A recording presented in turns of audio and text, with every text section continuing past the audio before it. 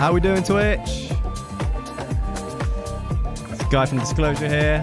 Are you mad? And yes, I am. Thank you for subscribing. Mate, it's good to be here. It's been a long time coming. I've put a fair bit of effort into making this stream look good for you guys. Make it a fun place to hang out. Make it sound good. Let me know in the chat if we're sounding good. I think the levels look all right on my side. But yeah, it's going to be a little bit of a learning curve for me. And I guess occasionally the guests that we have on. But yeah, it's going to be really fun. I think tonight I just want to kind of get used to this and say hi to you guys. You guys say it sounds good. All right, wicked. I feel like you're broadcasting from the 70s. Well, fair enough. But yeah, this is my studio. So welcome everyone. And one thing I've set up, which is pretty dope, is the ability to do this. We got one camera, we got two cameras, we got three cameras, and we got the helicam. Oh yes. Hi everyone. So yeah, I just want this to be like kind of inviting you guys in to the studio and to kind of give you an idea of how we do things in here. It's going to be mostly me, I think, because this is my house and like kind of my studio. But Howard will be jumping on kind of like as a special guest, I guess. But more frequently than others, I suppose. And I think I'd like to do some collaborative stuff. I definitely want to like make some beats with people somehow. Still figuring that out. But I think tonight, like, I kind of want to just give you guys a little rundown of my template in Logic, show you like kind of the basics of what I take into a session. If whoever we're working with, like what that looks like, how the process kind of unfolds. Talk you through a bit my studio gear here. I mean, we got like a ton of gear in here, which you guys might want to see and hear. It says there's a hype train starting. I mean, I don't even know what that is at this point. So yeah, sorry for that. But yeah, it's a small room. It's in my house. Been here for about 5-6 years, I think. Maybe less, 4 or 5 years. And it's really kind of taken on a new life over the last few months because I bought a load of hardware and just wanted to kind of get a more hands-on feel. Like this whole kind of cockpit here. I mean, this is just everything I want to play is within reach. You know, I can touch everything. Everything's plugged into this mixer that you can see here. So it's a very hands-on setup, and it's not something I would usually be able to take like into a session with someone. Usually that will just be a little bit more of a laptop vibe. But as you guys will see, like we're pretty like in the box, to be honest. We have a lot of outboard gear that goes in, but we do all the mixing inside in the box. I mix it all and we produce it all together. We even master it together. So yeah, I want to show you guys that process. I also want to talk a bit about plugins and all that kind of thing. But yeah, I want to let the chat kind of dictate where things go. I chatted to my man Kenny Beats. Shouts to Kenny last week or the week before. Jumped into his stream and he said one thing he did was like he started out by thinking he was going to be making tunes and showing people how to do stuff, which he does, but he described it as it's a good thing to have in your back pocket, and then most of the time you'll just do what you guys say. So I'm down for that. Like, I miss shows badly at the moment, man. I'm just missing interacting with fans, and getting up there is something that me and Howard have done since we were little kids. So to have that kind of cancelled for now, or at least postponed, is a little bit sad. So this is a great place that we can hang out and hopefully connect. Thank you for that, whatever that noise means. I have set this up, but I'm still getting used to like what all the noises mean. But yeah, I think we're working. I think it looks good. But yeah, cheers everyone to the first stream. Got a little beer here. Please feel free to join.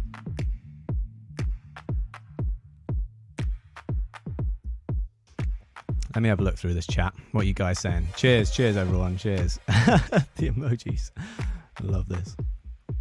Show us some classics. Yeah, I mean, we definitely will. We definitely will. I think I put up a post like about 4 or 5 days ago, which was like a request to all you guys to say, you know, which tunes do you want us to break down? And it basically just became a list of every song I've ever made with Howard. So that didn't really work. So yeah, I think what I'll do is maybe work backwards in time a little bit. I mean, My High is, you know, the newest tune, so I think we may start from there and then go in reverse or something like that. But yeah, I don't know. I'm kind of open to whatever you guys think. If we get an abundance of, I can see a lot of requests for Blue World, which is dope. Yeah, My High, Tondo. Yeah, we'll get through them all. I think the general vibe will be make some beats for like an hour or so, have another little chat, then like break down an old song, if that works for you guys. But yeah, it'd be good to get a few of these under my belt before we really commit to a structure, I think, because it's pretty new to me. So anyway, let's start with the old studio tour. Let me switch cameras. That's too far away, isn't it? I mean, that's kind of too far as well. Maybe this one's best. All right, yeah, cool. So, well, actually, I guess, yeah, let's start with this. Okay, so this is the general cockpit. Over there, in that corner, you can see we got some synths, which I'll get to later. But yeah, everything here, I'm going to mute the music now. Yeah, everything on the table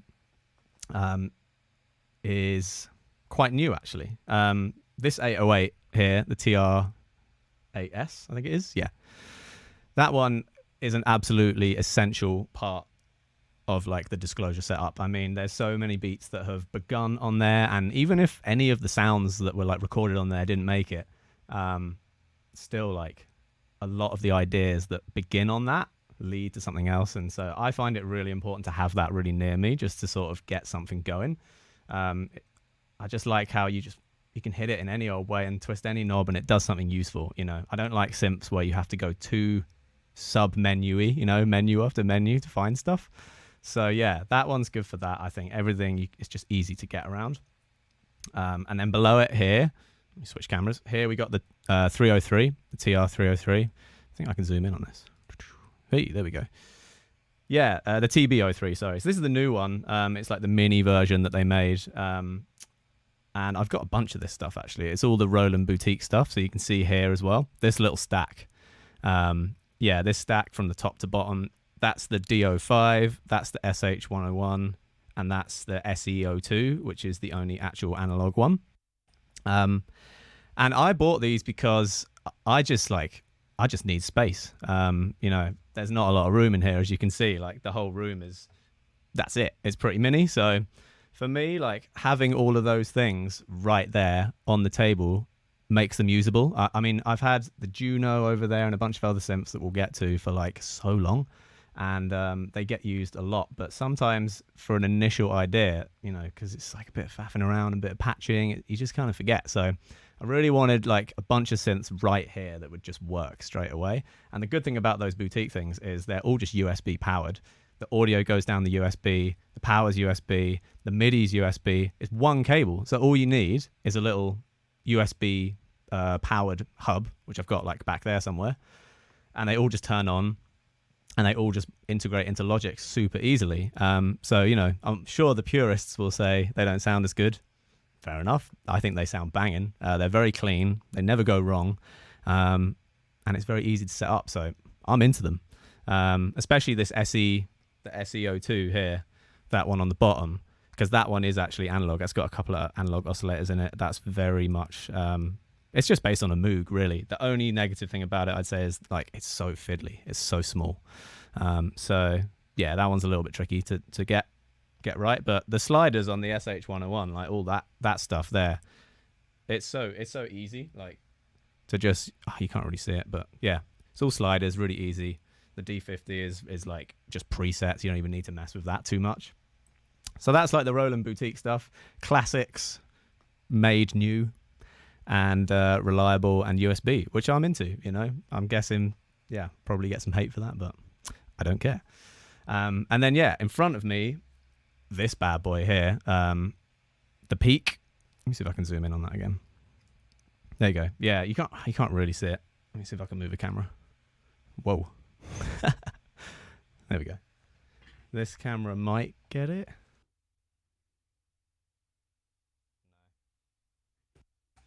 Nah, it's not going to happen. All right, I'll just talk about it from here. Yeah, Novation Peak. It is awesome. I find it very similar to use to a Juno, really. I mean, it's very much like a Juno in terms of like the sliders for the amp envelope and the mod envelope, and then the oscillator bank is very much like a Moog. So it's like two synths that I already know very well, like smashed together, which I'm really into. It's got digital oscillators, which is fun. I didn't really know much about digital oscillators before. I always assumed digital oscillators equals bad. Like maybe it's not quite the way to go. But these ones sound absolutely amazing. I think they run at like a super high rate. So they've got amazing sound going through an analog filter, analog distortion. So it's like the best of both worlds, which I really like. Yeah. Am I getting too nerdy? I don't know. Let's see, what's the chat saying? Yeah, you're just asking other questions. I thought that would happen. What football team do you go for? I don't really, but if I had to, I'd probably go Crystal Palace because they are closest to where I grew up. So I go Crystal Palace. Hello, Mexico. Good to see you tuned in. Play some music, Daddy. All right. Getting there.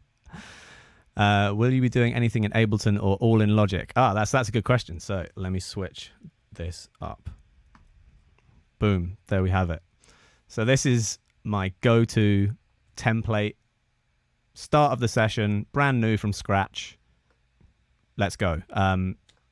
For some people, it might look a bit full already, to be honest. There's already 81 tracks live. And so, yeah, I mean, I know people who start from absolutely nothing. Like they start from scratch, you know, a blank template, and they build on that. And we used to do that. I think for the first like 2 albums, we probably did that. But yeah, we kind of decided, or I kind of decided that for the third album, I just wanted to make like a space in Logic that felt like a studio was already plugged in and ready to use. Like, for example, you know, all of this section here, top to bottom, is all drums. All of this section here, top to bottom, is all synths. All this section here, top to bottom, is all bass. So it's really organized and colored and all that stuff. I'm kind of OCD in that way. But the reason I like it is because you can just press any track and you can start playing any sounds straight away. And I know what everything does. Like I know where everything is. And it just makes life really fast. So that's the Logic side of things. I'll go through it in detail if you want and explain it a bit more. And then the other thing we do is, you see here at the bottom, Ableton Rewire. So for those people asking Ableton questions, yes, we do both. I don't know many people, or I haven't met many people who are using it in that way, but I really like it. I learned Logic at school. I've been using it since I was a kid, I guess. I learned it at college. It was like a crash course in Logic, basically, my whole music tech course. So I just stuck with it. I also just like how it looks. You know, you're staring at it for hours. It's a nice, colorful place to look. Whereas Ableton is a little bit Windows 95. Sorry, Ableton users, but look, I do like it, and for the newest album, it has actually been getting used quite a bit. I really like it for sampling, for warping audio, for stretching stuff like in a really crazy way. Some of the songs that we've really used it on to a great degree, I would say, is like expressing what matters. All of the choppy, sampley stuff in that are like really down to Ableton and its algorithms. Like you just couldn't achieve that stuff in Logic, or I haven't figured out how anyway. So that's really cool. But I do love how, you know, if you've got everything running into Ableton, from Ableton into Logic, it just gives me the instinctive, I know where everything is. You know, I know where everything is in Logic. I know where all my plugins are. I know where all my effects are. I don't have to relearn another software. The keyboard shortcuts is like, another massive for me. You just need to know where everything is. So yeah, that's kind of how we use Ableton. I haven't actually got it open at the moment, but yeah, it's there, and it feeds into Logic. I can show you guys how to do that if you want one day, but that's super useful. What are you guys saying? Do you feel like your template holds you back? Absolutely not. I think like the opposite. It really enables ideas to get going, like especially when it's me and Howard. Like when it's me, I reckon I could start from scratch and you know, build something up, but it would take me, I'm so selective in what sounds should be used that, you know, it just takes ages for me to like build a song. Whereas with Howard, he's such a jammer. Like he jams. Everything's a jam. He just comes in and he'll jump on the synths over there, or he'll just want, I want a warm sound, or I want like a twinkly sound, or I want something really hard. And I'll be like, okay, cool. Well, all I need to do is click any of these presets that I've like loaded up roughly. It's one click and you play, you know, and I love that about Logic, and how we have this template set up, because he's one of those guys where the chords just fly out of him. You know, the chords are just come in and it's down to you to capture them in time. You know, if you're doing a session with a singer, I find it like that too. You know, I have like a scratch bus, you know, down here ready to go with a few tracks ready with plugins on it. You know, we've got the Tube Tech, we've got Pro Q3 with a bit of rumble taken out and a de-esser. Oh, that's weird. I've had this de-esser for years. Why is it saying that? All right, no de-esser today. I have to figure that out. And yeah, just a bit of H delay and some Valhalla. So, you know, that for me, when we started doing that, rolling up to sessions with a you know, a template ready to go for the vocalist, I was like, why aren't we doing that anyway with our own template, with our own music? You know, it just makes things flow out so much faster. Same idea of having all this hardware all plugged in, ready to go. You know, no like messing around with patching and stuff breaking down. It's ready, and that's a key for me and Howard, is to just get stuff going on the fly as quick as possible. Cracked plugin alert. It's definitely not cracked. I just got a new laptop recently for Twitch, because my other one was really unhappy with my CPU. We're looking good now though, which is a relief. That was the thing I was most worried about, but yeah, this new laptop is it's missing a few plugins, I guess. What else are you guys saying? What were your first synths? Juno 106, without doubt. The Juno was actually we got it from my uncle's attic. My uncle and my dad and my godfather used to be in a band together. Well, they actually still are. They're actually still in a band together. Shout out Dad. Yeah, he's I won't shout out the name yet because he's actually working on an EP/album. So maybe when that's done, we'll have a listening party. But yeah, they're still playing together all these years later, and so that's fun. But yeah, he had a Juno left over from when they used to tour back in the 80s, it would have been. And yeah, we've taken that on tour. We've taken it all around the world. I don't know if you can see it. It's like just over there. I can spin this camera around. You can see it.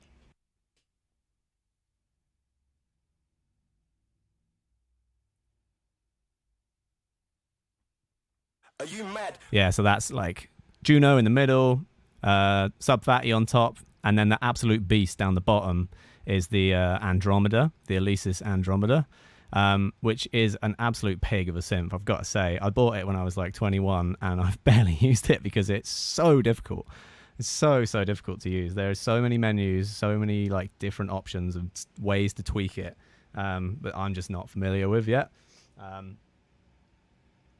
So yeah, I'm still kind of trying to work that one out, but it is an amazing synth. I mean, I can't believe it exists, to be honest. It's like on the back, you can have a different output for every single voice on the synth, and it's like I want to say a 12 or a 16 note poly synth. So imagine having 16 outputs out the back of a keyboard, and then you can pan them anywhere you want. I mean, it's just insane. Like, whoever decided that is a legend.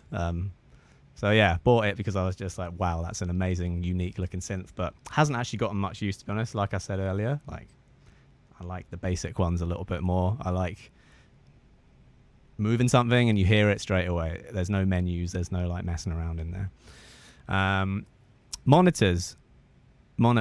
Yeah, good shout. How do you like the KH310s? Is that what they're called? Yeah, I guess it is. The Neumanns, the big ones. Yeah, good, man. Yeah, the bottom one's there, if you can see them. It's a bit dark in here, isn't it? That one, the bottom one. And there's a big old sub behind there as well. Yeah, it's fun. It's like, I got used to them a little bit after the second album, so I didn't use them I didn't use them much for the first album. I don't even know if we had them. I can't remember now. Oh, that's right. Yeah, we got given them because Sennheiser and Neumann gelled together or something as a company.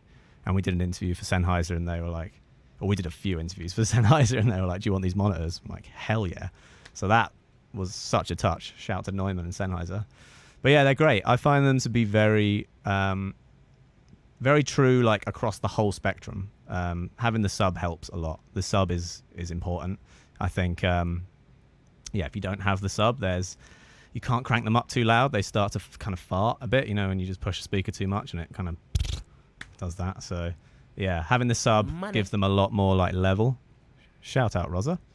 And but yeah, I think they're supposed to be maybe mastering monitors. Someone told me that once, but they seem like mastering monitors because they have such a wide spectrum. They go all the way up to the top to the bottom, so they're great for a big view of the sound.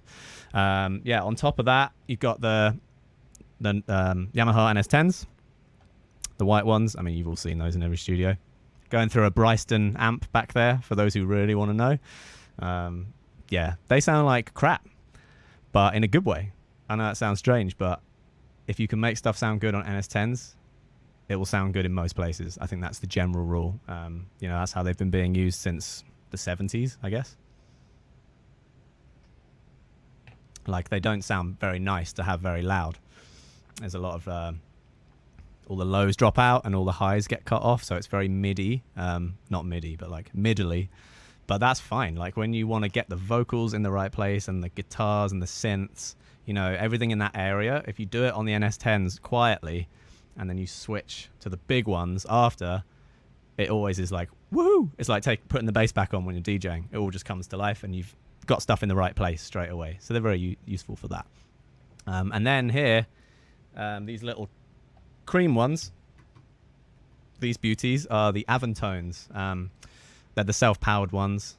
I really like them. Again, they're just like the next step beyond NS10s for being like a tool rather than a pleasant listening experience. They're extremely middly. Like, they sound like a box, which, you know, if you want to focus in on that area of the spectrum, you know, you need. So it's good for that. I don't know if I'll be using them much during Twitch. They're only used towards the sort of end of mixing. I'll switch to them for like a day when I'm finishing a song and just listen to everything and a bunch of other music on those only, and just see where everything's at, you know, in that realm.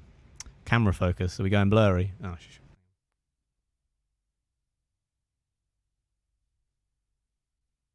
hey, there we go.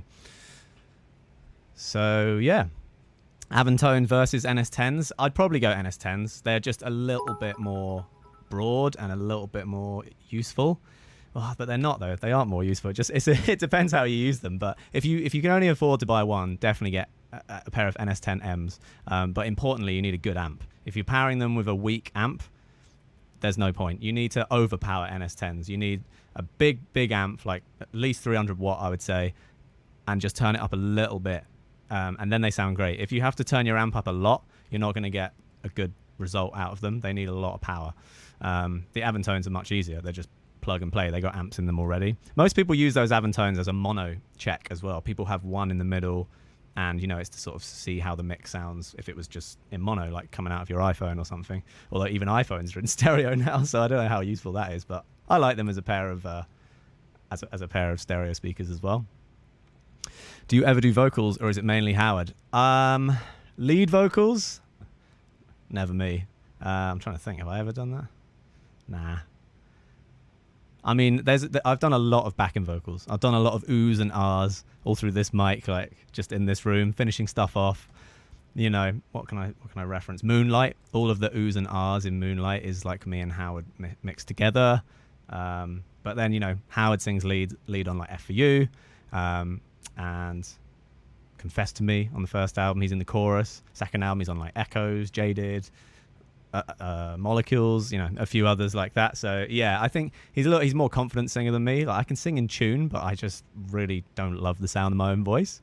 And because I'm the one who has to spend hours mixing it, I think hearing my own voice over and over again would be very difficult. So yeah, I think that's why I prefer Howard's voice, because it's just not mine, and I don't mind listening to it for hours. And I like his voice. He's got a good tone, man. He's got a soulful tone. But yeah, we've definitely made a career for ourselves by working with other people to do most of the singing, I would say. So shouts to everyone we've worked with. What have we got here? MacBook specs. Must be CPU heavy. It's just like the newest MacBook with the biggest RAM, 4 terabyte hard drive. Is there a way I can pull that up that you guys can see for the nerds? There it is. Bam. Oh no, you can't see it. Oh, I'll figure it out. 2.4 gigahertz, 8 core Intel Core 9, 64 gigabyte RAM. So yeah, loads of space. Loads of space. Look, we got all these cores not even being tested. But you are right, you know, that's why I've got some stuff down here, you know, turned off, especially things like Keyscape or Omnisphere. I mean, Omnisphere drains CPU so quick. But yeah, I did have to invest in a new MacBook to kind of make that template functional, because yeah, it was a bit of a pig. And I have the sample rate very slow, and I just use the latency button a lot. Yeah.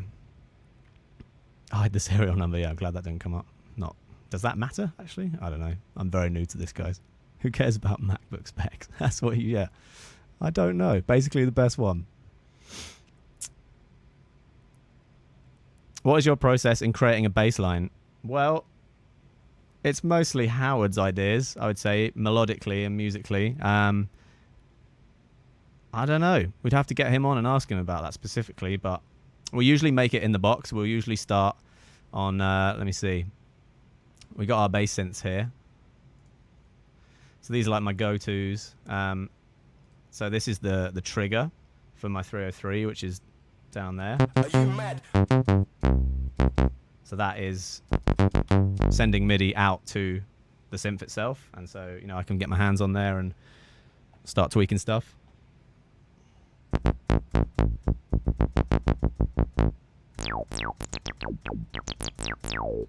You know, kind of like that. The SE02 is, yeah, the other one I was telling you about, this one down here. Are you mad? Sounds like a Moog, basically.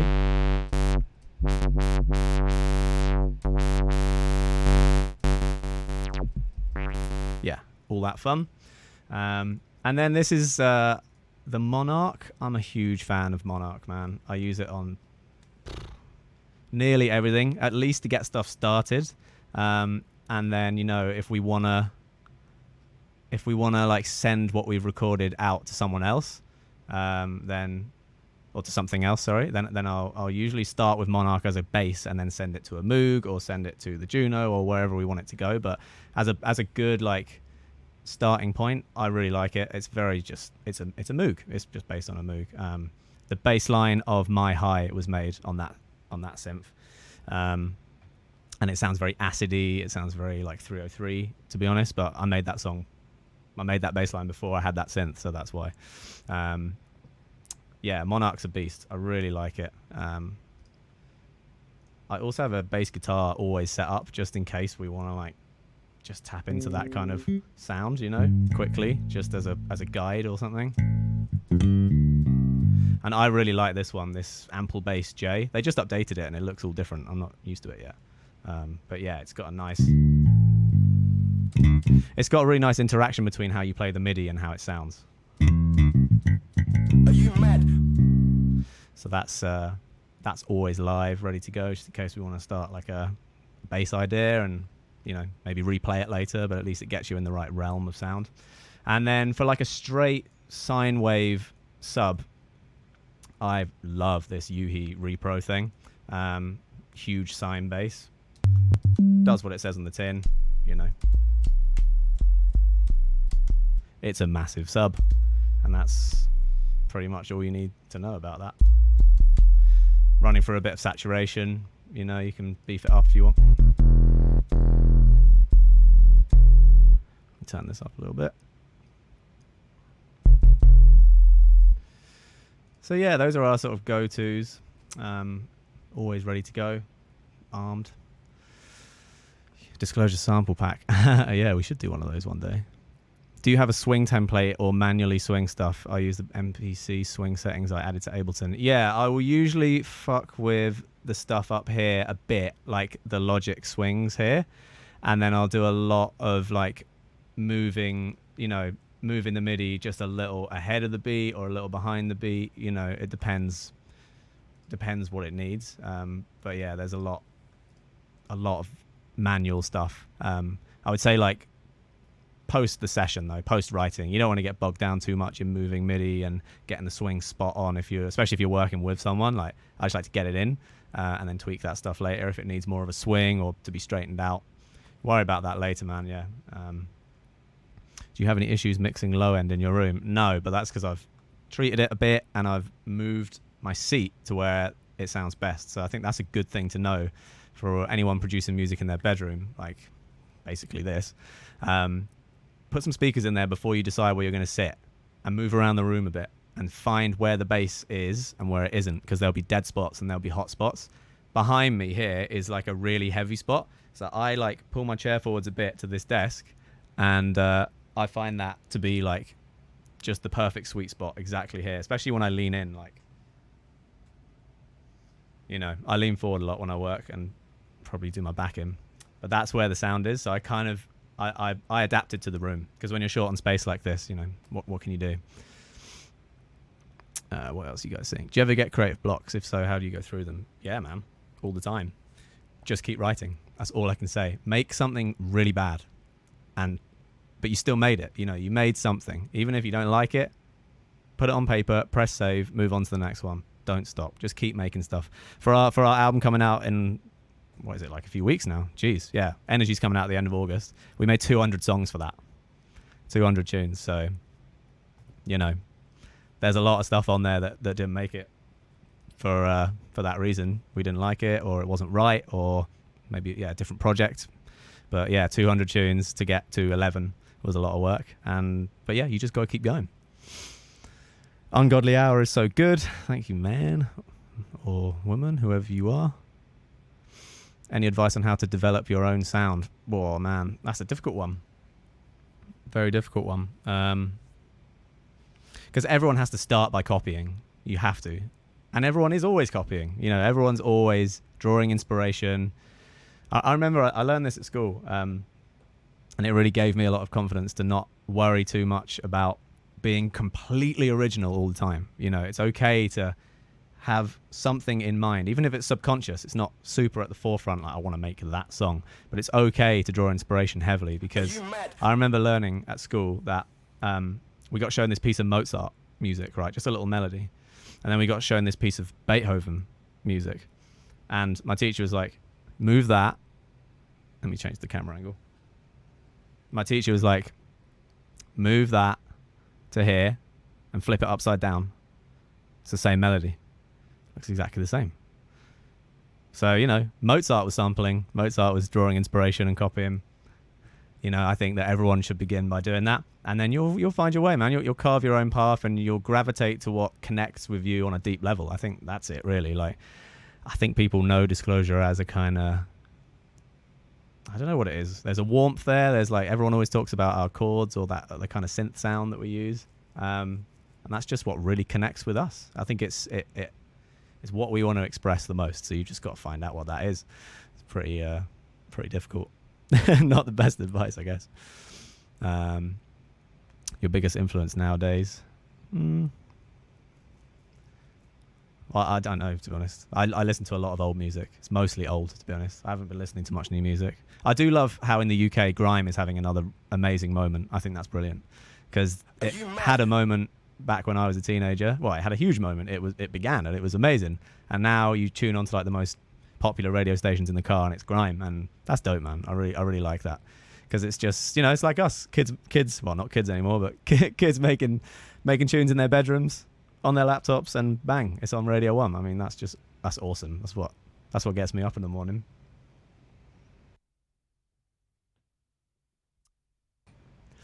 Why do you have 3 side chains at the top? Oh yeah, good point. So these here, I just have this ready to go. So this side chain, I just have that sending to bus 1, and it's just a straight 4/4, bang, bang, bang trigger.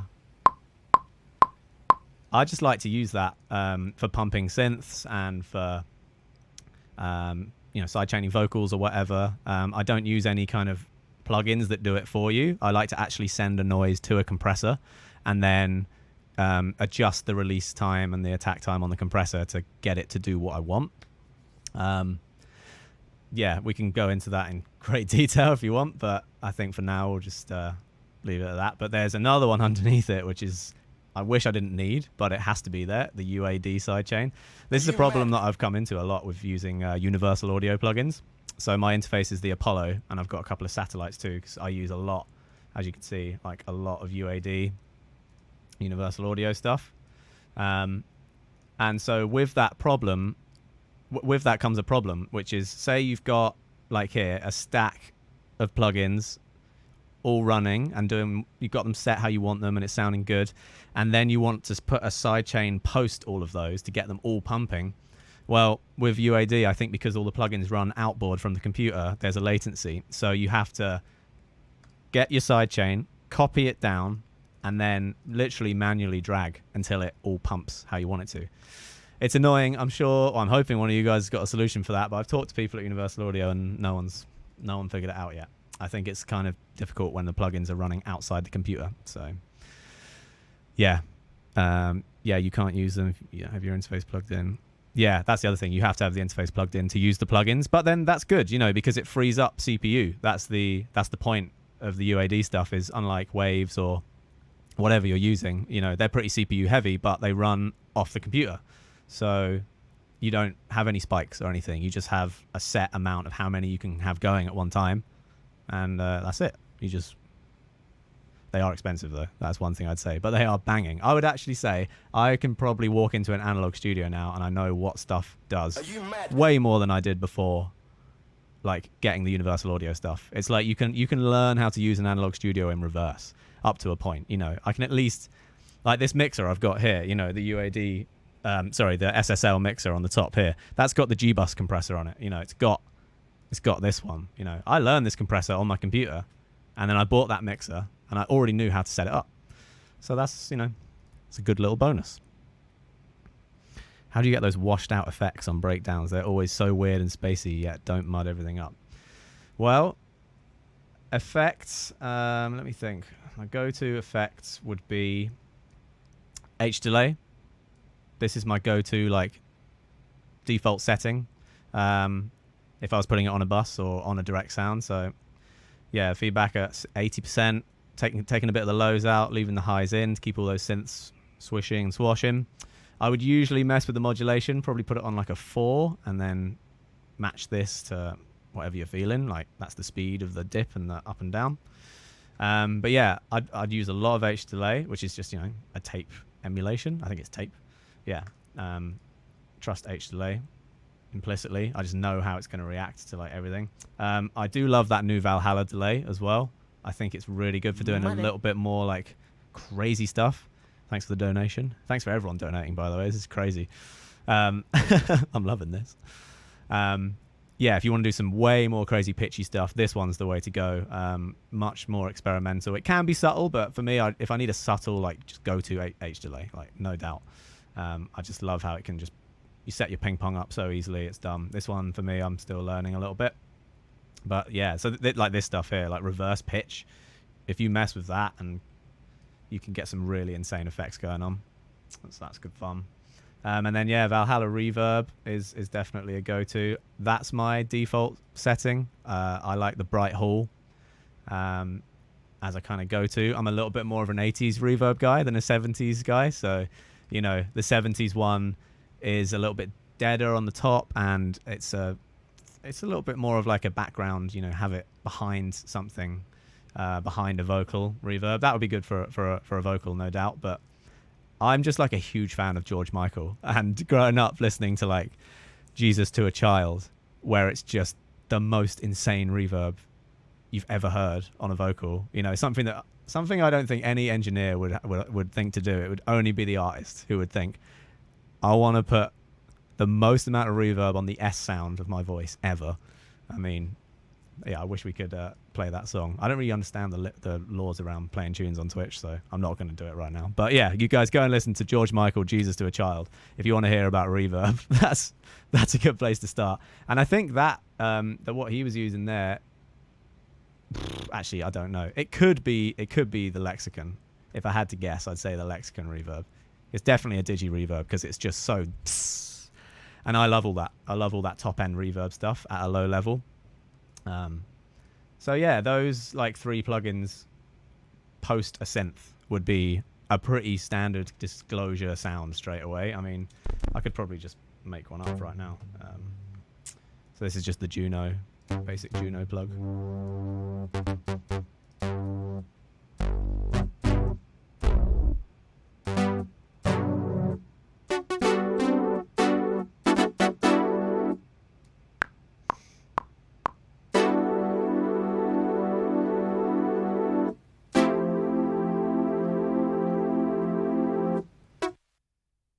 Don't know if that was in time. Oh yeah, mate, look, we nailed it. We absolutely nailed it. Yeah, let me just force legato that stuff. Oh, what's my shortcut? Whatever, I'll do it here. Yeah, so I think you can all understand where I'm going with this. Where is that? Force legato. Oh, it's on trim, innit? Sorry, new laptop, new shortcuts. I need to I need to rearrange it all. There we go. Oh, God. That'll do.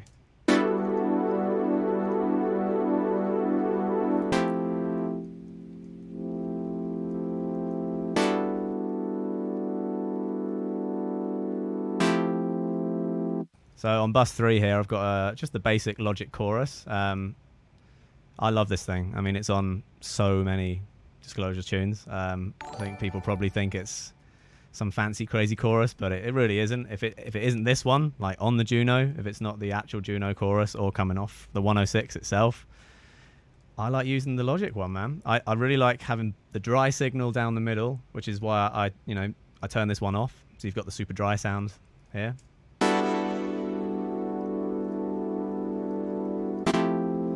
So that's just it on its own. And then if I bus it to the chorus, it's immediately going to sound kind of Disclosure-y. Yeah, you get it. And now add some H delay.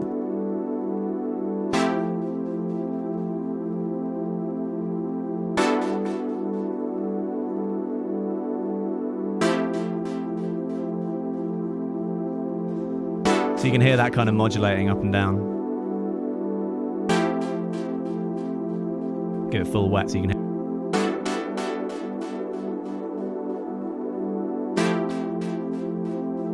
Reverb.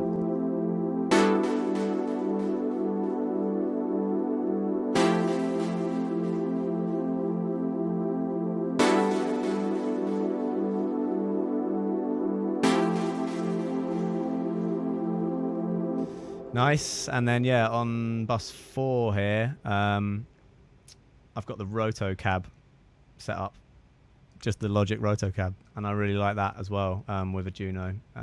Just gives it a little bit of a touch of like an organ. So let me just show you how that sounds.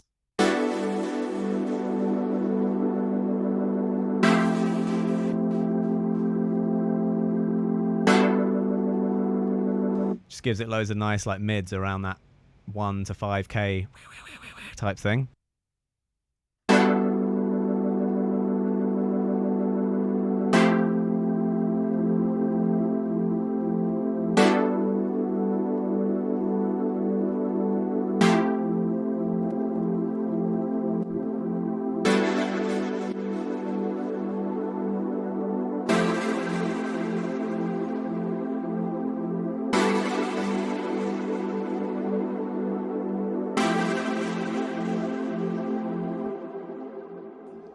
Yeah, there's a little rough idea for you.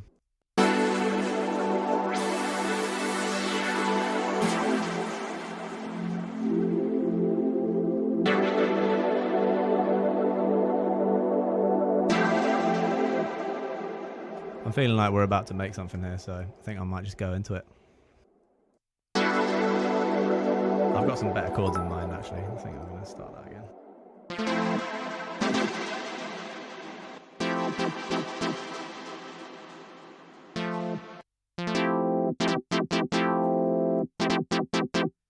Actually, yeah, wait, what are you guys saying? Are you down for me to make a beat? I can't believe I'm watching this. I've been a fan of yours for years. The disclosure sound. Yeah, I think after doing this for 10 years, there's no point having any secrets at this point. Share the knowledge, spread the vibes, and also reveal that there isn't really much to it. Like in terms of that was just a Juno and some reverb and delay, and I would class that as a pretty standard go-to disclosure sound. So it's not to get that bit done. That bit I can do like breathing, but to do the rest of the songwriting and stuff, need Howard for that. So yeah, I mean, me making tunes on my own is going to be much more beat driven and just kind of like messing with crazy sounds. When we do stuff with Howard, that'll be a lot more lyrical, I guess, and there'll be content in terms of the lyrics and the melodies. So bear with me on my chords, guys. They're not 10 out of 10. 738 crew, shout out.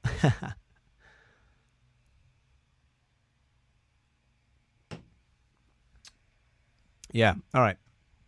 New question. So can you send audio track to multiple buses in Logic? Yeah, absolutely. You just do it here. You can send as many as you like. Like, here's all your buses. I got a bunch set up here already. Drum bus, bass bus, Ableton bus, synth bus, and I've got some go-to delays and reverbs down here. Oh yeah, my go-to reverb to have on a bus, like in case I just need to like emergency send something, is the UAD EMT. I just really like it. It's very subtle, good to send a vocal to, good to send a bunch of vocals to, even snare and like whatever you want to send. It's just a good go-to reverb. But to be honest, for the whole like first two albums, we were just using Space Designer, which is all the Logic stock reverb. My young ears at the time couldn't really hear the digitalness of it, but now I listen to it and it doesn't quite do it for me. It just doesn't quite give me that like amazing George Michael that I'm looking for. I can hear the artifacts in it a little bit. Sometimes that's fine, if you want a bit of a bit crushed weird reverb, then it's fun. I really like it for its its little spring reverbs, like these ones here. Those are really fun. If you're just doing like a plucky guitar, like a plunk plunk plunk, it does a pretty good spring reverb emulation. But yeah, it's not that fancy. What else? What are you guys saying? Love you too. Love you guys. I don't know how many people are watching this. Do you guys know how many people are watching this? It's like 800 or something. Yeah, cool. Nice, 800. How do you avoid falling into certain patterns? I kind of answered that earlier, but yeah, just keep making the same type of stuff. Well, that's definitely, don't do that. Don't keep making the same thing. Make a variety of genres of stuff. I mean, as you guys know, yeah, I make everything from disclosure stuff with Howard to like a more of a hip hop type thing with like Matt Miller, or going way back with like Bishop Naru. You guys know that one? You Stressin', it's called. Yeah, there's a bunch of genres that I think you want to dip a toe in as many as you can, because then when you come to do what you do best, you'll have a fresh mindset. You won't have been doing it, and you won't have been doing it all day, and it won't feel like a chore. It'll feel fun. And yeah, anyway, I'm gonna stop looking at the chat so much now, guys, and I'm gonna make something. I don't know what. I was messing around with some chords earlier, which I'll try and remember, but yeah, I've got a mute on this mic on my foot, like so yeah, if I'm moving around the room you probably won't hear me, but yeah, let's cook something up.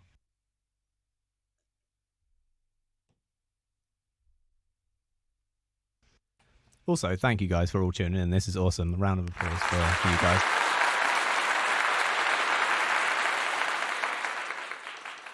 Yeah, this is a lot of fun.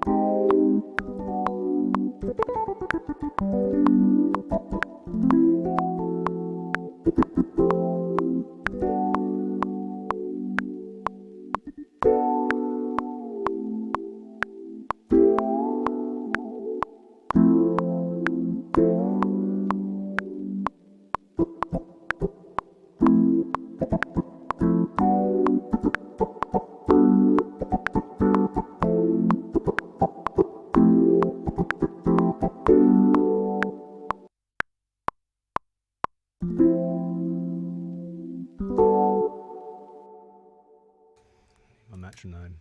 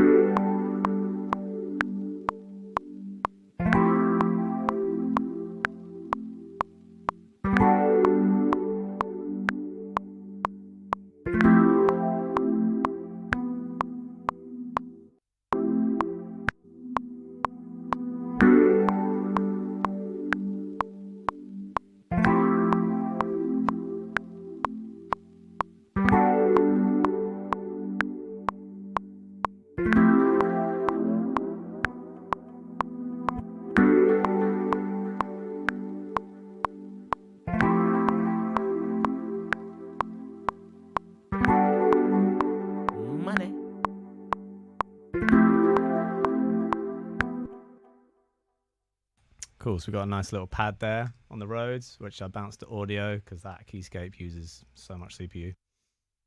Now we're going to do a kick. I've been using this thing a lot recently. I love this thing for making a kick. It is like a kick synth.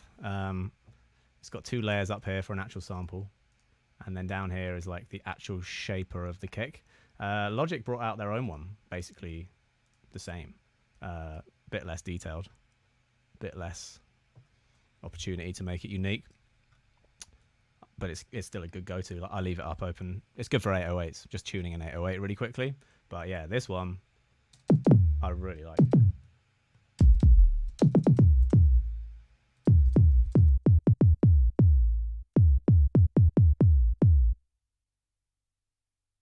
Thought that wasn't making much difference. I was on the wrong track.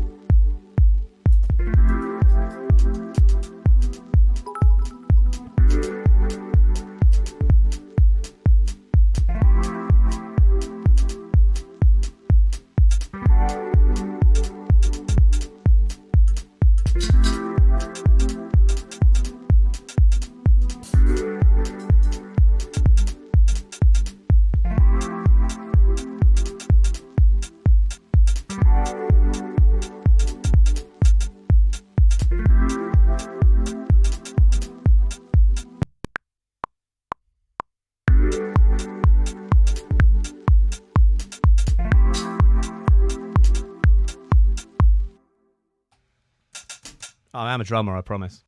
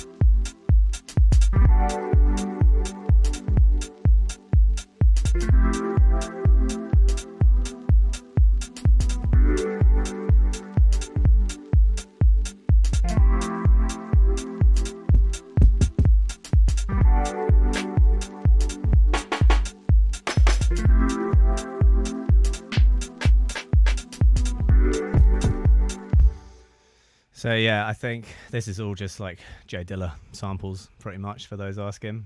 I don't think it was a pack. I think it's just stuff that I've gathered over the years from many packs. Yeah, you know, all that good stuff.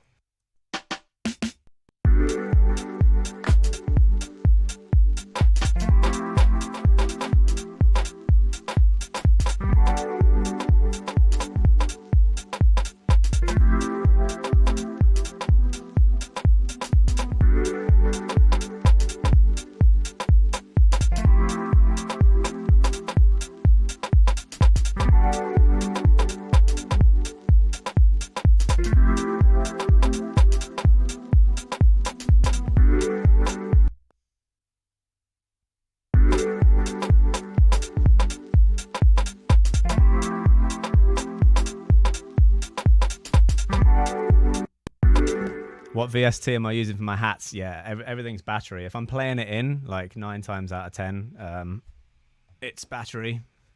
Yeah, so all the Dilla stuff, it's all there. I think the hats are, yeah, Dilla hats as well. Thought I'd start with something easy that I know. We can get into more like synthesized original stuff another time, but yeah, my first stream, I thought I'd stick to some legendary Dilla sounds.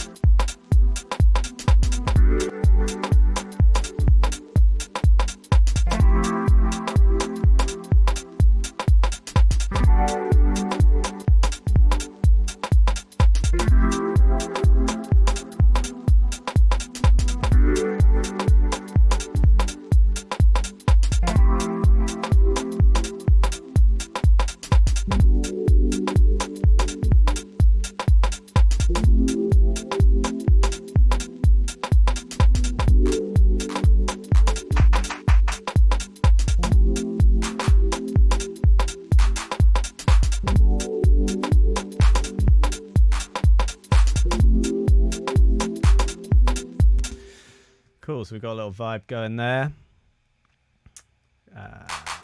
Needs a little 707 clap. Yeah, just using stock battery stuff for this, which I'll mess with. I think I need to turn that down.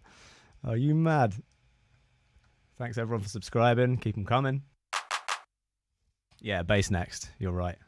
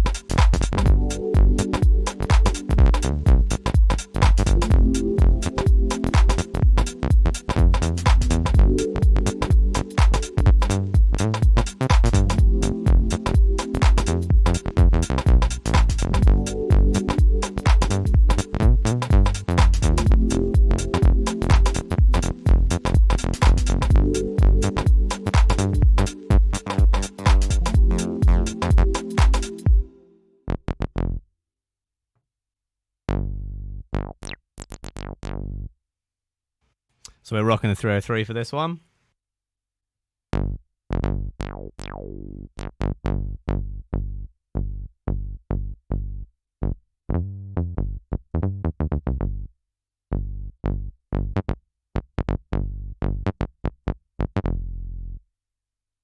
Yeah, I'll probably just jam it out for a bit. Move the beer. What's wrong with the beer? Oh, because it was in the way. Yeah, done. Keyboard camera coming up. How can I zoom in? Hey. Yeah, this little keyboard here is absolutely dope. It's called. It's by. Is it CME? Oh. It's called the X Key Air. I love it. It's so good for traveling with. It's tiny. I mean, and it's. You can see how thin it is. It's like. All the keys are totally flat as well. It's so good to throw into a backpack, but it's ended up on my table now because it's just so good. I love how it feels, and yeah, space being a thing. You know, I mean, I've got the keyboard over here, like the Akai one, which has got the full range.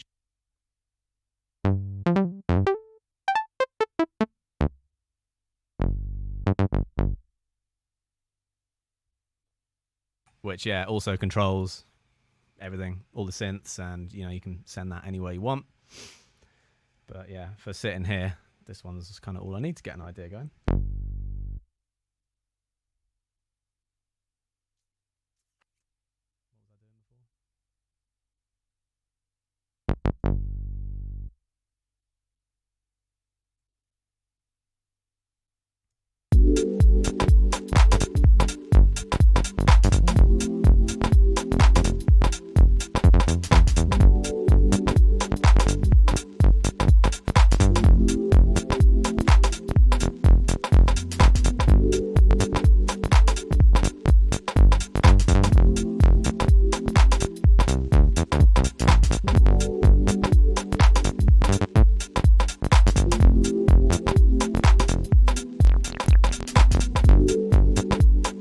So I'll probably just get like a basic pattern in, and then, yeah, change it once it's in. Everyone's saying move the beer. It's safe, guys. It's all fine. Don't you worry about it. I will put it on the floor.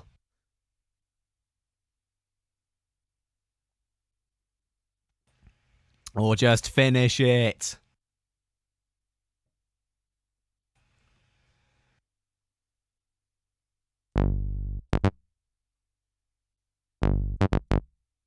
Yeah, I don't know if I'm going to stick with this 303 sound, but we'll write it on here anyway.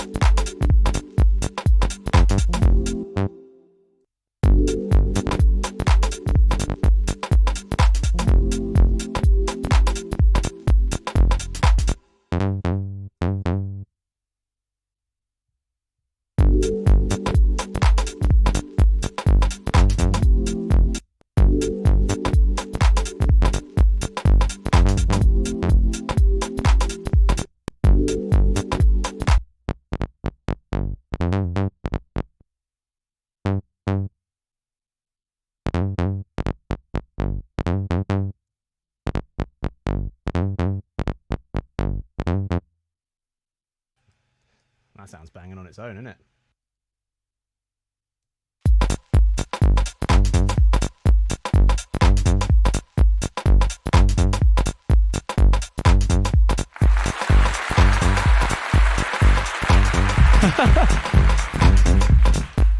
Okay, I wasn't trying to applaud myself. I pressed that when I drank my beer. Technicals.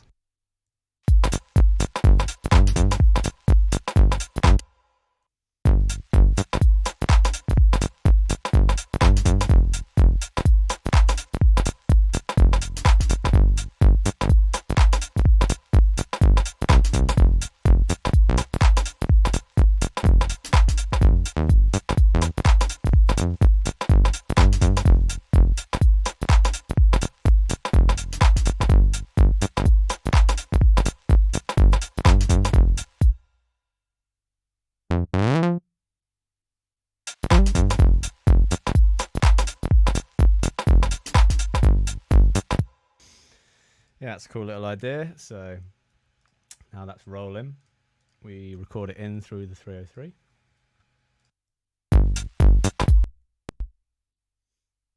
Are you mad?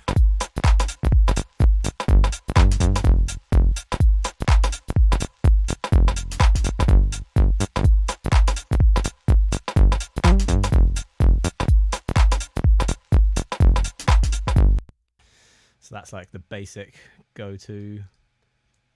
Let me just line that up.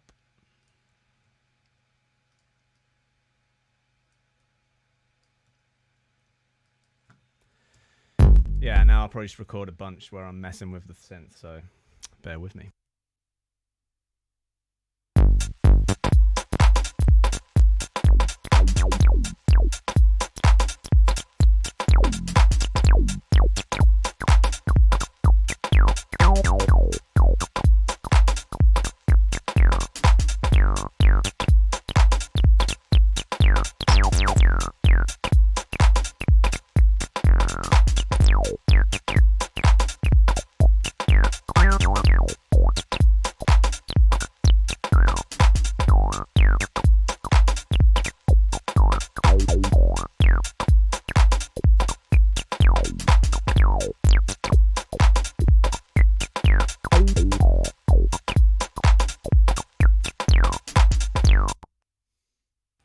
Squelchy. I think that's what you call that.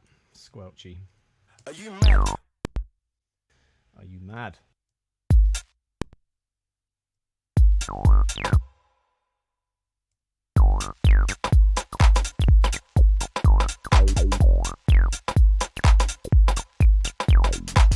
So I'll probably save that for another time, but yeah, that's a vibe.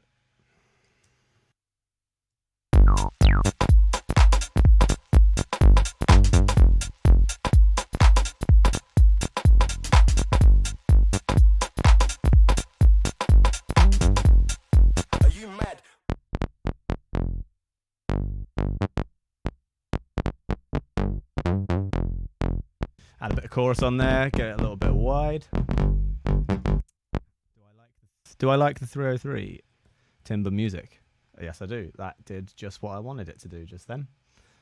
Bouncy, bit of acid vibes. Yeah, I'll probably try out a few more going forwards, but let's keep going with the vibe.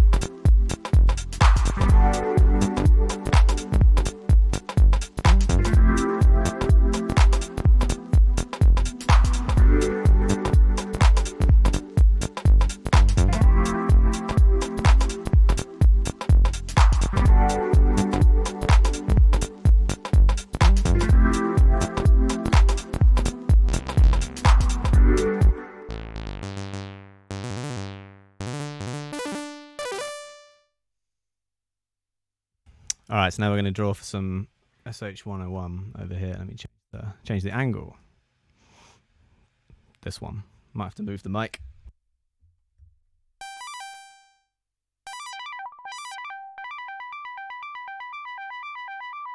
Are you mad?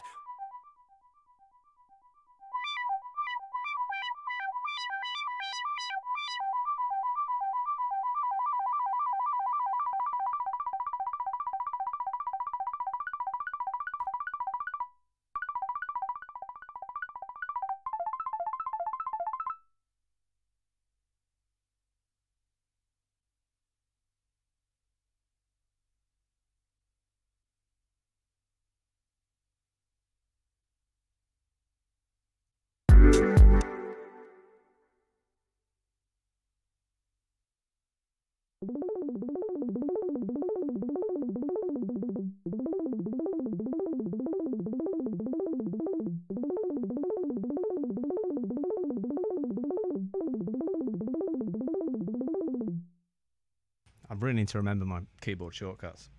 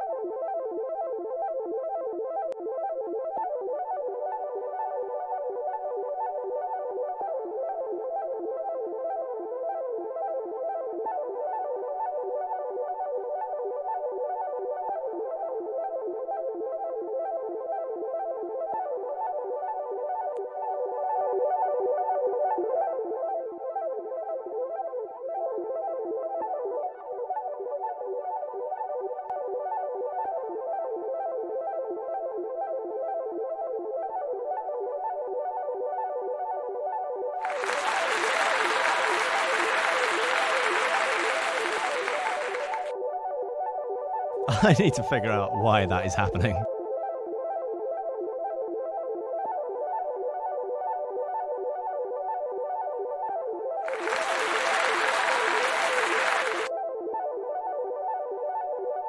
Okay, I think I got it.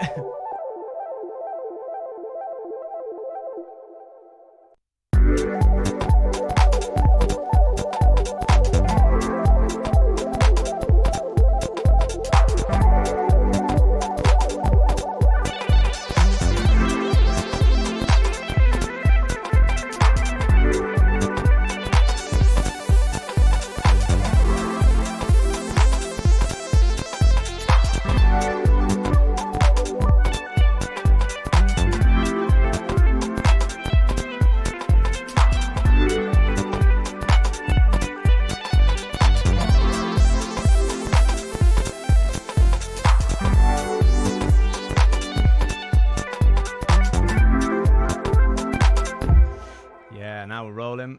Let's get a few takes of that.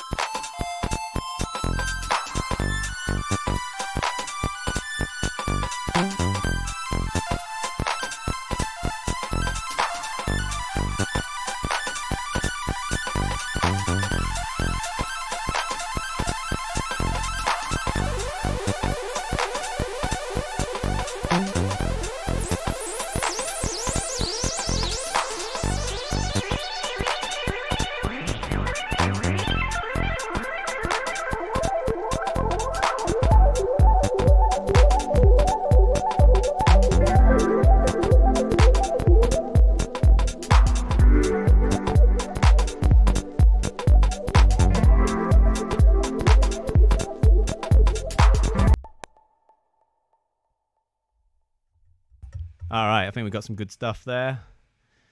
You guys, oh yeah, you guys are feeling that. Sick. This is quite good. It's like having 100 Howards in the room, all saying what they think. Love it.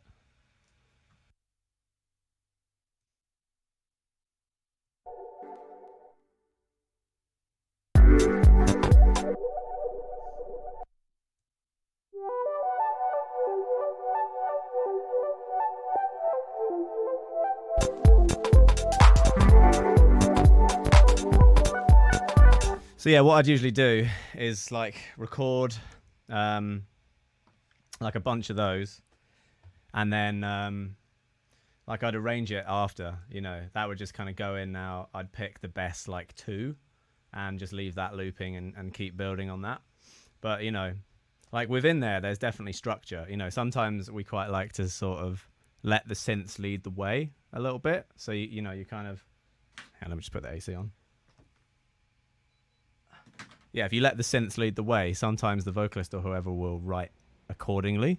So sometimes we'll do that for like 45 minutes non-stop, just me messing around, and the vocal will emerge from this like either a little lull in the synth or like a big moment in the synth. So yeah, that was fun. I like that SH101 on there. Let me just pick a good one.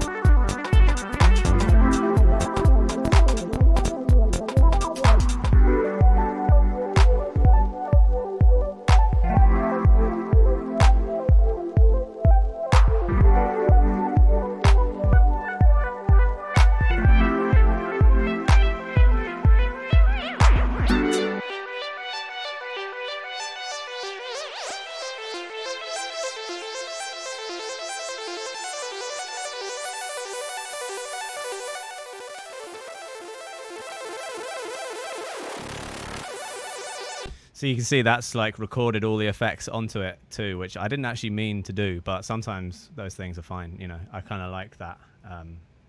Those accidents sometimes, you know, you got to commit. It all sounded good when I did it. Don't mess with it. Oh yeah, I really should switch screens. Sorry, guys.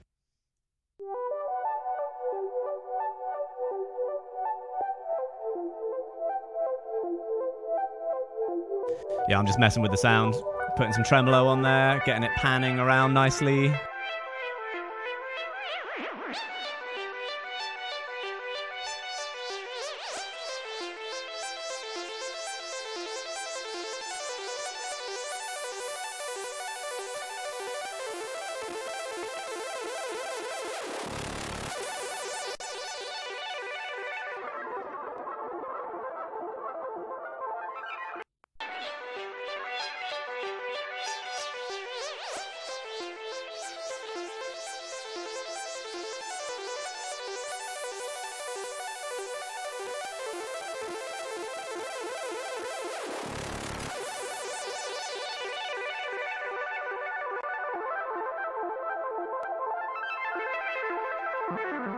Are you mad?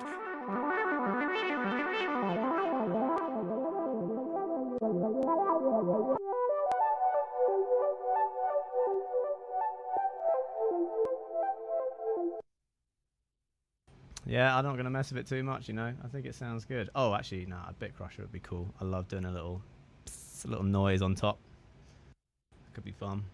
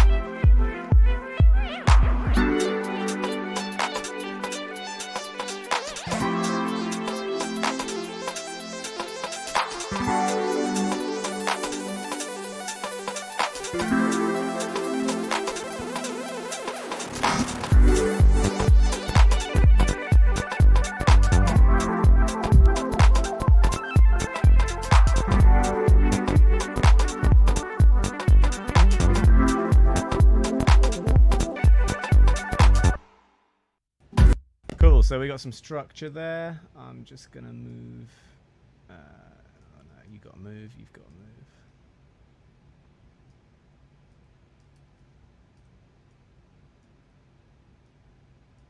Just get a little A-B thing going on here, just a jam over.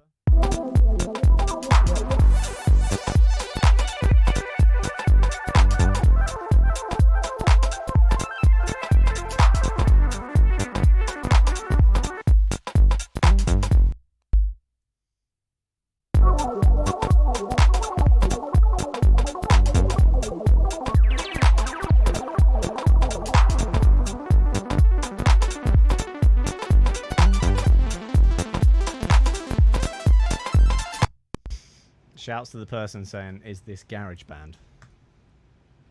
Come on, man. We've moved beyond GarageBand, guys. We're Logic. We're Logic lads here. We're Logic lads here. Oxford Inflator. Yeah, I tried that on there, but it wasn't really doing much. But I love it. It's amazing. I put it on my master out. I put it on drums. Oh, drums. We could do a bit of processing on the drums, actually. Yeah, it's amazing. It's one of those plugins that doesn't do much on its own. But when you, like, if you have it on loads of stuff at once, like on individual vocals, on the group vocal, on the bass, on the drums, and you bypass them all at the same time and then put them back in, it's like a night and day difference. It's an amazing plugin. My sound man actually showed me it, who was doing our live shows. He was putting it on everything in the live show for a long time, and I was like, what's that, like, magical little thing? And he just literally was doing A, B, A, B, and it was like, well, that definitely sounds better with it on. We should just leave that on all the time. Yeah, I like that plugin. It's a banger. So yeah, I'm happy with this. I want to hear the drums together and get them sounding a bit squelchier.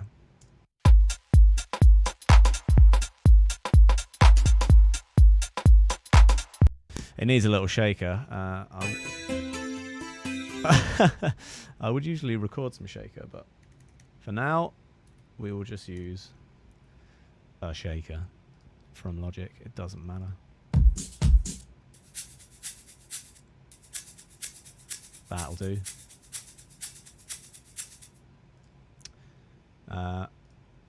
Grab one from Splice as well. Do you guys use Splice? Of course you do. Splice is great for percussion, man. I use it a lot just for tambourines, shakers. Just stuff that, you know, if the tune makes the cut and it's good, you can come back and re-record that stuff later with a nice mic and, you know, make it sound the way you want. But for right now, you know, don't mess around. Don't get lost in that stuff too much. That one's cool. Probably drag a few in.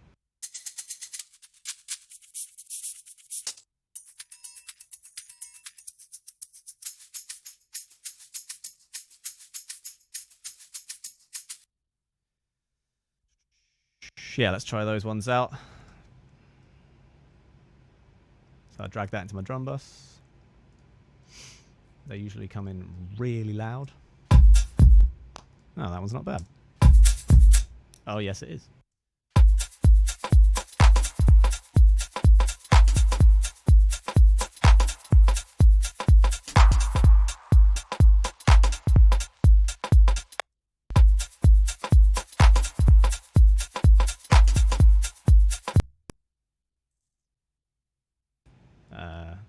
It's not quantizing, weirdly. Hey, there we go.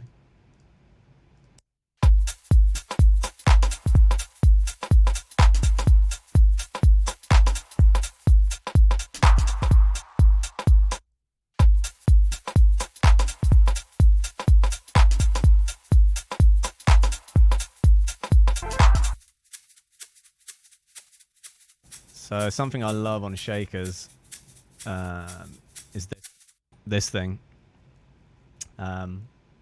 This thing is the best at removing reverb. I know that Oxford do one as well. There's a few, but this Native Instruments one is either free or like really cheap. And for taking out the space and all the crap in the shaker you just don't need. Tambourines too. I use it all the time. It's so good. Hear this difference. So this is it bringing up all the in-betweens. And here's the other extreme.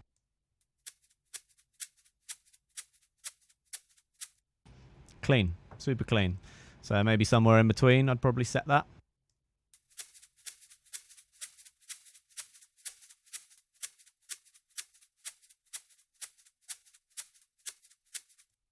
Yep. Moving on.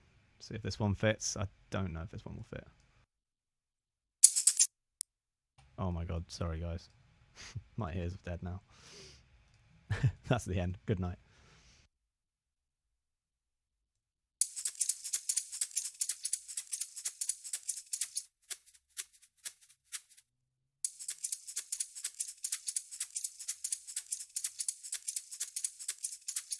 So yeah, same thing. Drag that over.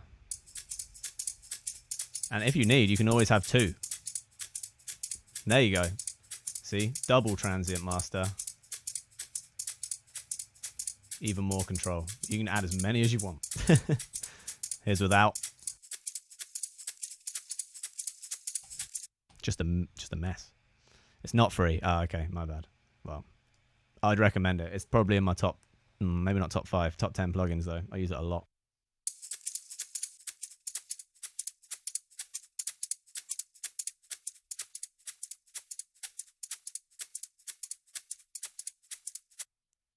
All right, let's have some context. It's never good to listen to shakers for that long.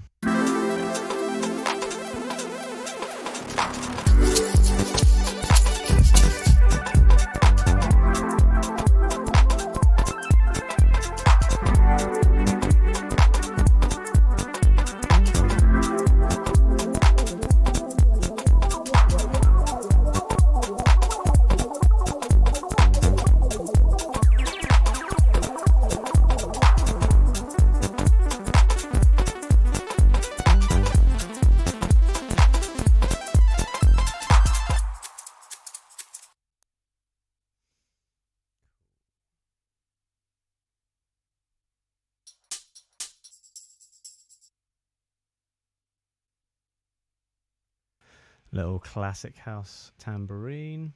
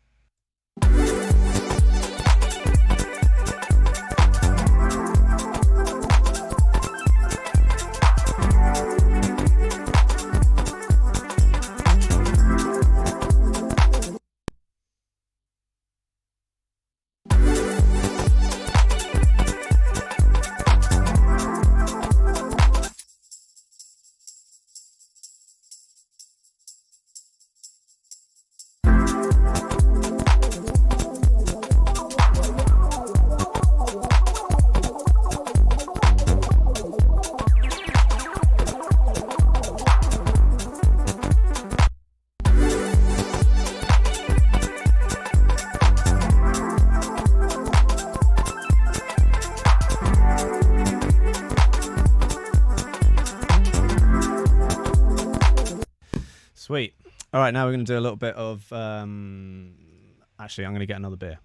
That's what we're going to do. I'll be right back.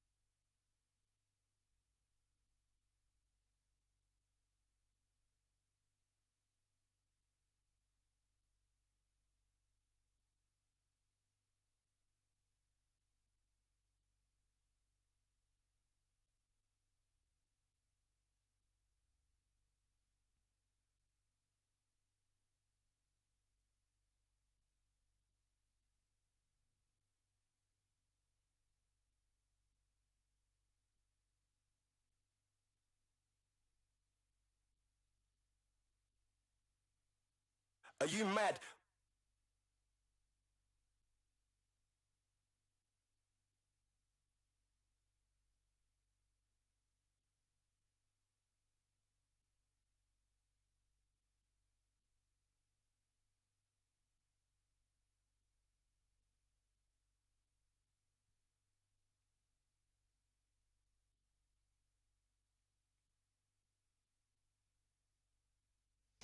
Okay, we're back. We're back.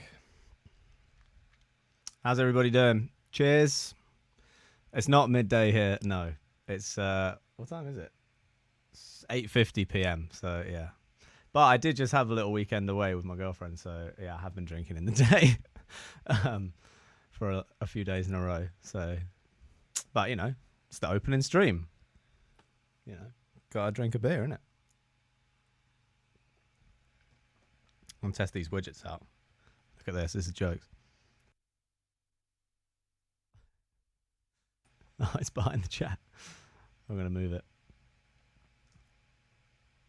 This is when we were on SNL. Can you believe we did that?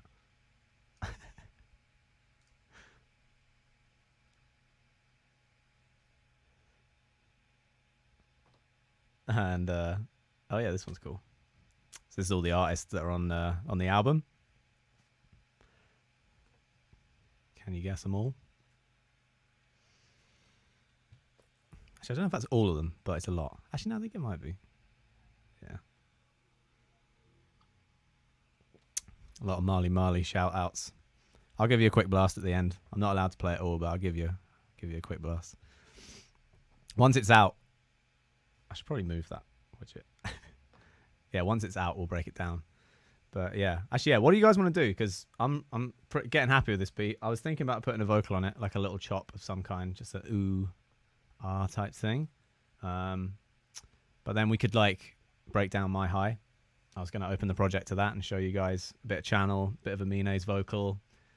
Yeah, vocal down, Moonlight breakdown. Yeah, that'll be another day. Everyone's saying yes. Break down my high. Yes. Okay, cool. I'll spend 10 minutes on a little vocal thing, and then we'll get into my high. Oh God, where are we at?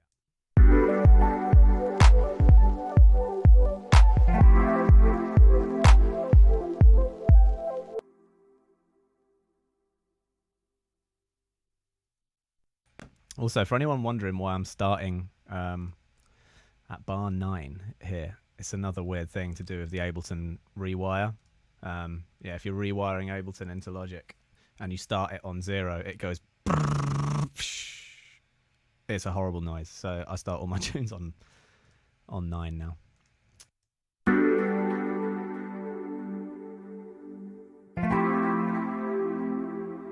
Oh yeah, and I should probably tell you that about these things too. So I always have these on my project. It's just tape hiss and vinyl crackle. Some plugins generate tape hiss, and you got some really good ones that do vinyl now as well. But I like to just have them to begin with rolling in the background, because I don't know about you guys, but all my favorite songs have hiss, tape hiss, and vinyl noise, and they just don't feel finished. Tracks don't feel finished unless they have that bit of grit on there, a bit of noise. So I like to start as to go on. And so, yeah, there's rarely a Disclosure tune or any tune that I've produced that won't have a bit of hiss going on. Not always crackle, but hiss has to be there. My ears just aren't happy otherwise. So I just have this thing rolling all the time.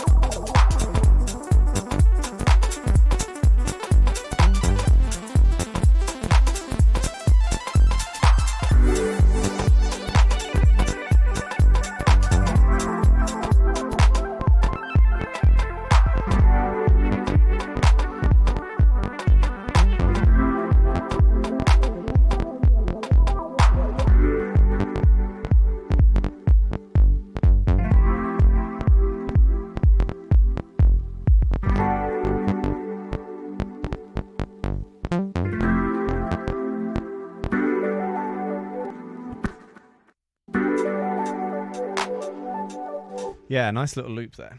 Okay, let me have a look. See what vocals I want to mess with today. I'm not going to name who this is. I'll rename the file. Bonus points for who guesses. I think I'm going to throw this one in Serato Sampler. Oh, no, I'm not. New laptop. Yeah, no, we won't be using Serato today, guys. Next time we will. It's not cracked, okay? For anyone who's saying it's not cracked, I promise.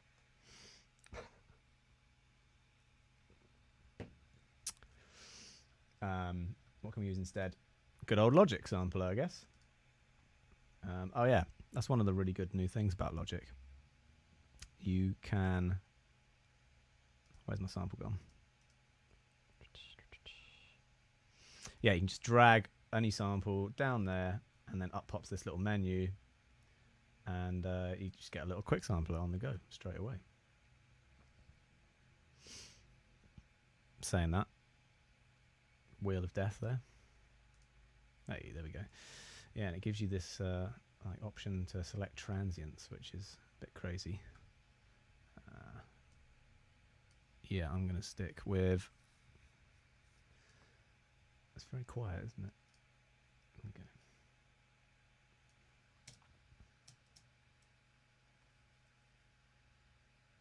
I haven't used this much, this quick sampler thing, so yeah, give me a minute.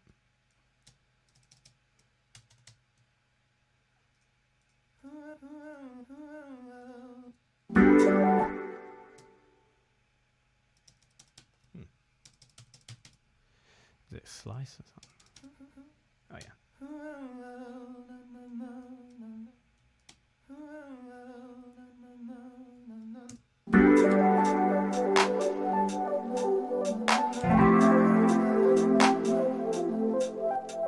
Ah, the key's pretty good.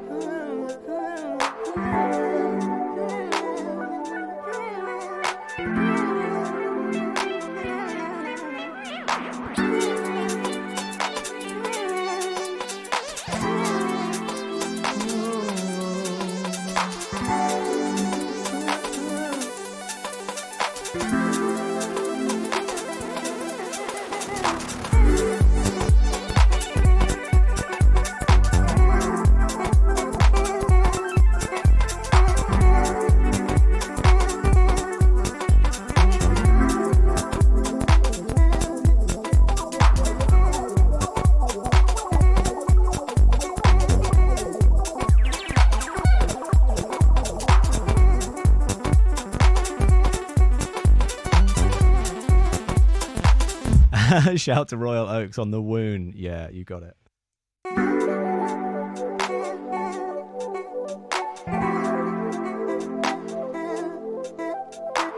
Going for some Todd Edwards vibes right here. Shouts to Todd Edwards.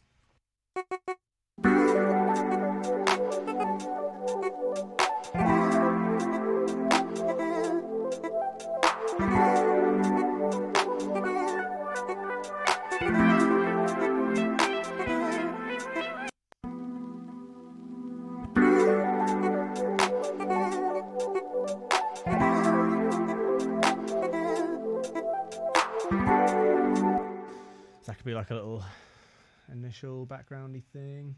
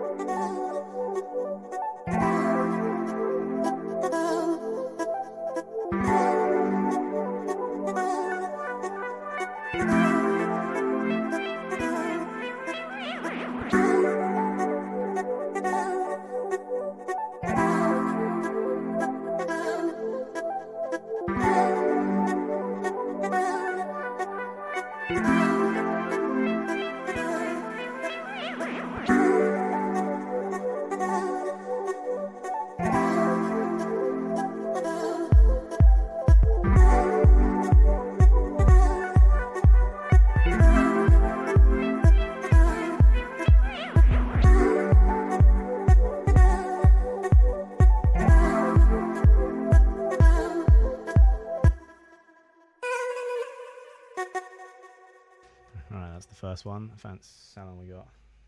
Nah, let's give it another 5 minutes.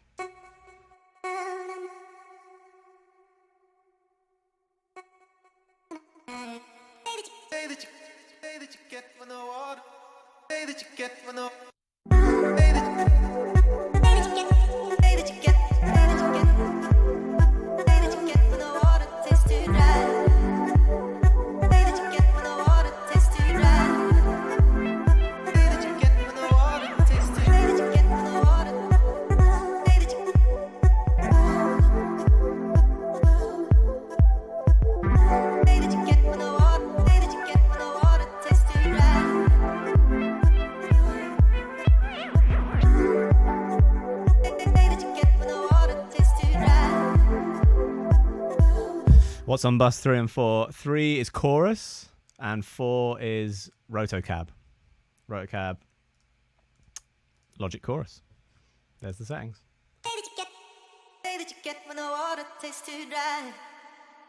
What are you guys feeling about this? I don't know about those lyrics, but I can keep searching. The vibe's there though. The texture is right.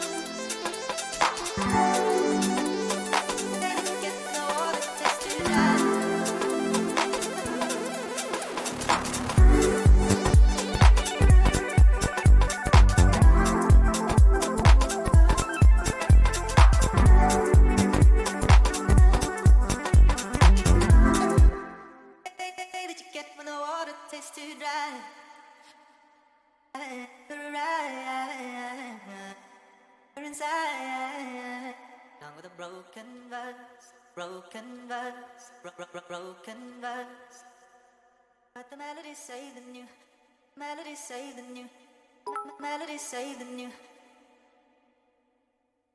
melodies say the new, melodies say the new, melodies say the new, melodies say the new.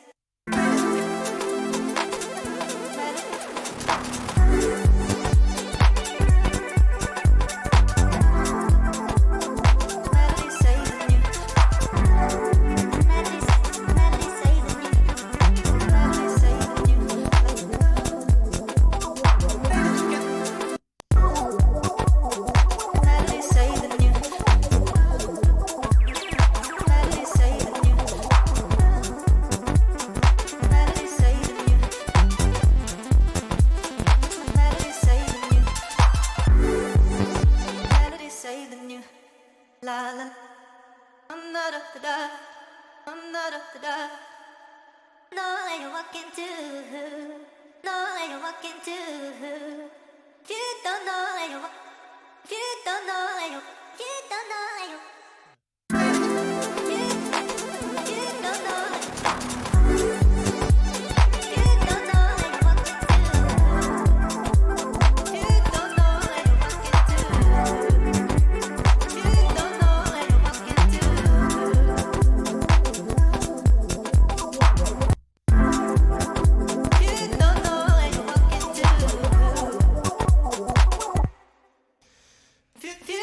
I haven't warped this yet. There is a way of doing it. This is all. Oh, here you go. It's that in it. You don't know where you're walking to. That's not how I want it though. You don't know where you're walking to. You don't know where you're walking. To be honest, I just like to kind of record it into audio and then warp it after. So I'm just gonna do that.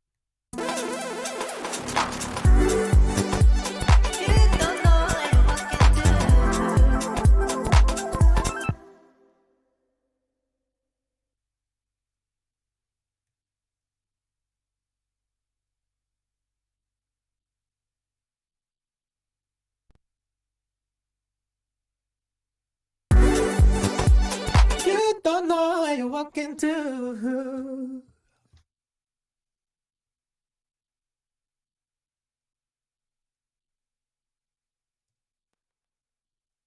You don't know where you're walking to. You don't know where you're walking to.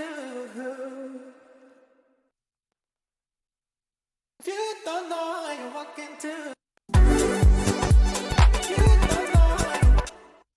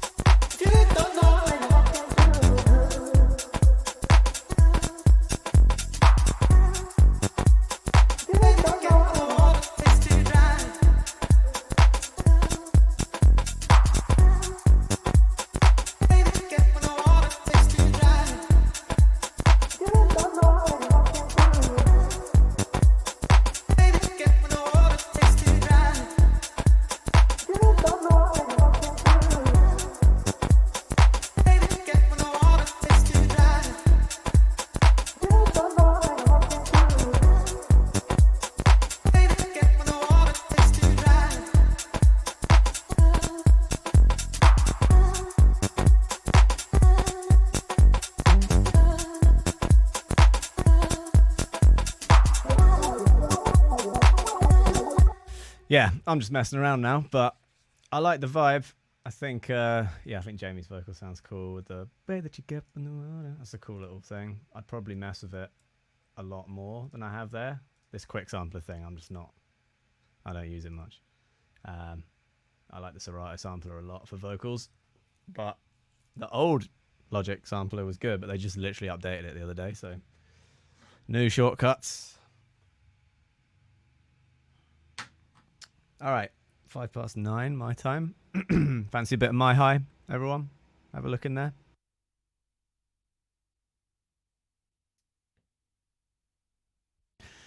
My High. What's the beer? It is it's an IPA. I can't remember what it is now. Many IPAs. I got it from Sainsbury's. Let me save this.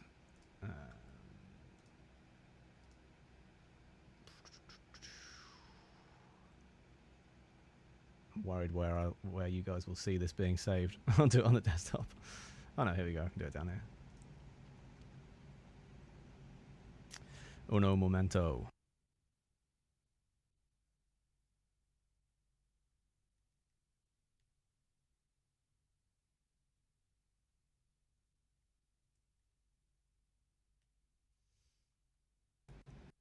Anyway, yeah.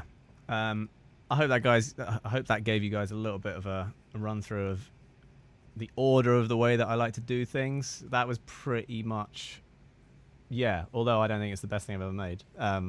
In terms of like what I did and the order and what I used, that's pretty much spot on. That's like how it goes most of the time. Except the chords will be crazier because Howard is here and the vocals will be someone like an actual Jamie Woon rather than chopped up Jamie Woon. But yeah, sounding cool. All right, let me open up my high. There may be a couple plugins missing. I'm hoping not because of the update. But yeah, let's see.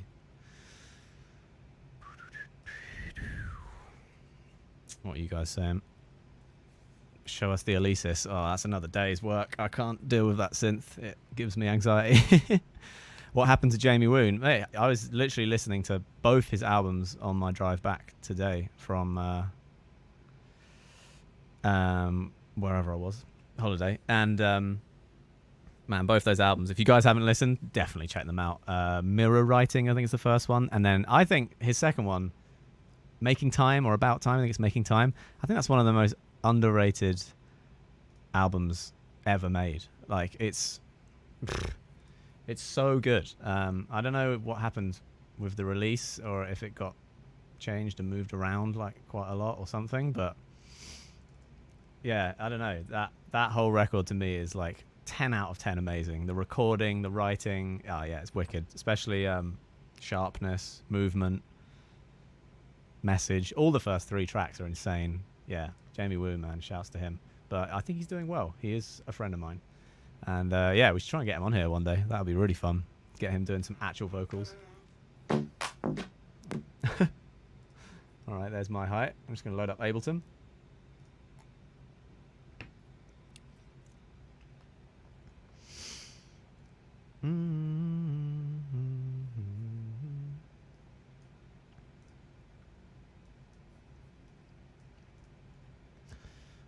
Can't wait till I'm a bit better at this. And it's all just instinctive and flowing. Oh, we'll get some good emotes for you guys as well. I think you've all seen the little blue one that I made. But I've got some guys working on some wicked graphic design for the whole page and for the channel and for subscribers to enjoy. So yeah, that's all. It's on the way.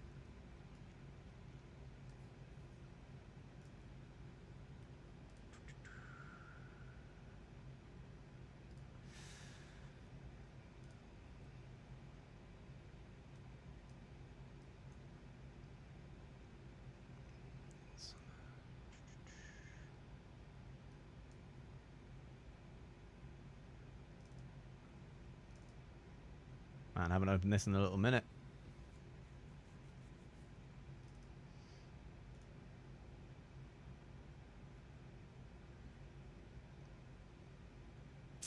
Where is it?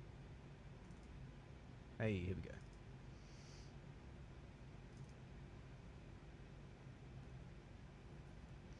So this will be cool because you guys will get to see the Ableton rewire thing, because this tune is based a lot off of a loop of drums that we threw in at the start of the session. Yeah, let's switch this up. Share screen. Boom. Here is my high. Oh, it's kind of just cropped out there. There we go. And there's the mixer. So yeah, and here's Ableton. So my high began with this loop. It's an old garage loop by one of the most insanely sick garage producers of all time, in our humble opinion. His name's Jeremy Sylvester. He's got some wicked drum loops out there. I think I used 2 of his loops on the album. Maybe 3 actually. But anyway, they're a great starting point if you want to get something rolling quickly. And when we did this tune with Amine, that guy writes so fast, man. He writes so quick. So it was, yeah, it was just like, can you get a mic in front of him fast enough? He started singing the hook straight away. All we had was these drums looping, and then bang, Howard came with this fire bass line. So yeah, let's get into that. So you can see here where it says Ableton bus. Is that where it's coming in? Okay, so I've dragged it up here. Ableton Rewire 1 and 2. These 2 tracks here, although it looks like there's nothing on them, what is coming in from here is what you're hearing. So you see up here it says, yeah, rewire out, left and right mix. And then you can just make as many channels as you want. I've got like 3 and 4, 5, 6, 7, 8. So that's all like ready to go when I get to the session. If I want to drag in a loop or whatever, no messing about. and it just feeds straight into Logic here. You just set it up here, Ableton Live, and they're all coming down. So here's the loop.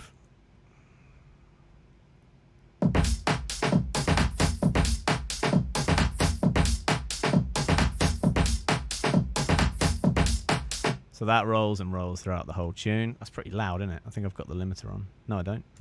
Cool. Let me know if the volume's all right. So that's like the initial absolutely disgusting dirty loop. I think we're backing that up with a rim here. Yeah. So just layering it, and then a clap.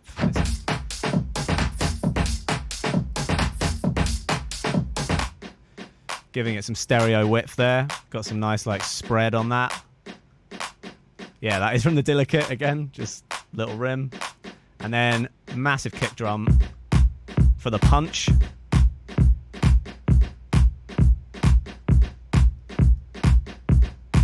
And then a big sub kick under that.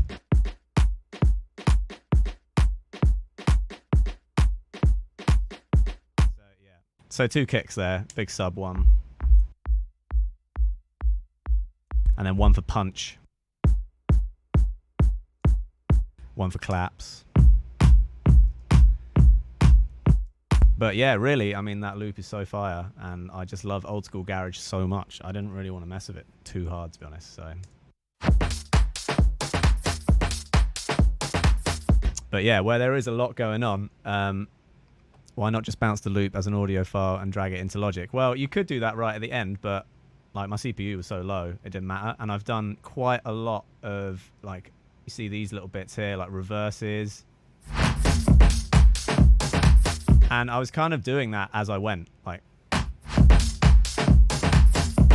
And so I never really got to the point where I was like, oh yeah, I need to bounce this out now because I'm done. I was literally tweaking stuff like that right up until the day we sent it off for master. So just never did it. But yeah, you totally could and probably should if you want to save some CPU. But I like to be super flexible, like all the way up to the point of mastering. You know, I don't like to commit unless it's like an effects sound or something like a reverb that you like on the sound. Yeah, I like to kind of just keep everything super flexible. Does it introduce latency? Yeah, the latency is bad with Ableton running in. But hey ho, if you can get it sounding like this, I'm happy. So something we should show you is, here's the drum bus here in the corner. I'll just bypass everything, and there's a lot on the master out as well. I'll bypass everything. Here's what it sounds like raw.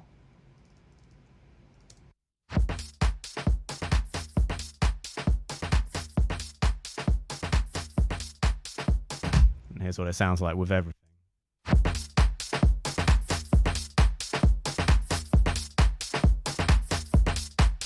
So yeah, massive change there. I can get into that. So number one, this is my go-to drum bus compressor, I should say. Yeah, the API 2500.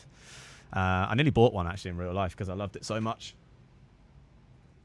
But yeah, it just gives such a brutal attack on the top of the drums. Like the entry point of all the transients is so insane. Like let me pump it up for you and you can hear it.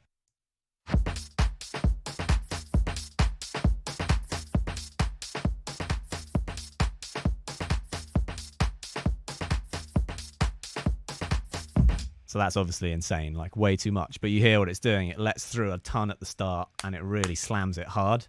And it's just got a really easy mix knob there. And that's what I like on compressors. I love working a compressor really hard to get the best flavor out of it and then just bringing down or bringing up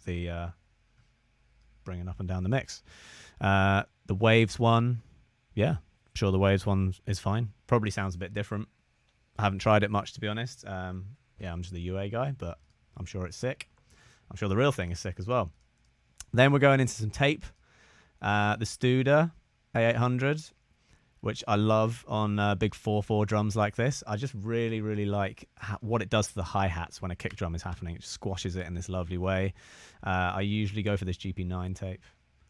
And there's the settings underneath. I think all I've done there is just take a bit of lows out, to be honest. That's it. But yeah.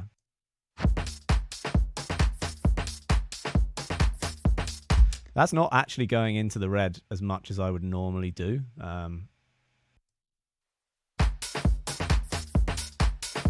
Yeah, let me just pump it up for you guys so you can hear what it's actually doing.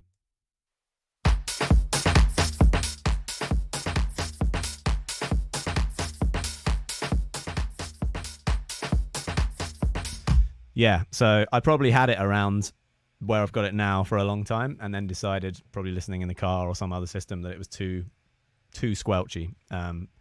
But I'm so into squelch at the moment. I'm really into saturation, especially on drums. All my favorite tunes have all got very saturated drums, squelchy hi-hats. So yeah, I'm surprised that it's so low, to be honest, on this tune, because it's a pretty banging tune. But I guess I just wanted the transients to cut through a little more.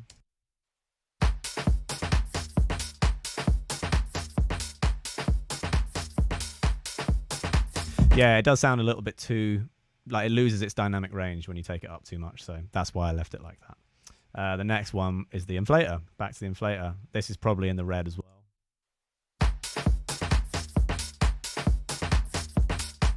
Yeah, just touching the red there. It does some really nice stuff if you take off this clip button. Just a bit more saturation, different kind of saturation. But yeah, I'll do a little on and off of this.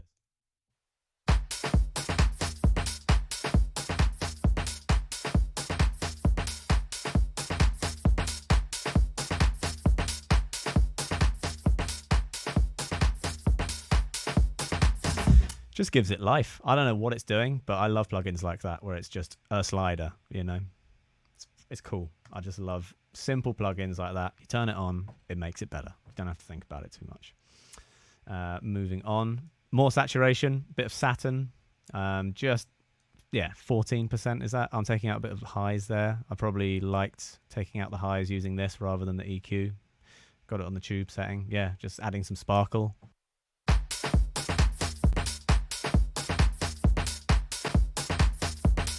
You need some pretty good speakers to even hear the difference that that's making, to be honest. It's minor. And then a tiny bit of master EQ at the end, which is just taking out some harshness.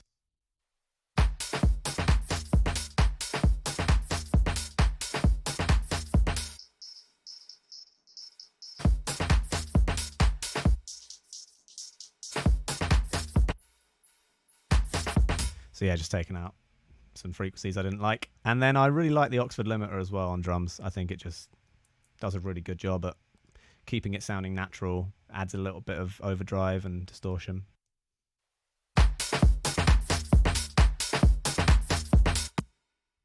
Yeah, not taking off much. A couple of dB here and there, leaving some headroom for the master out.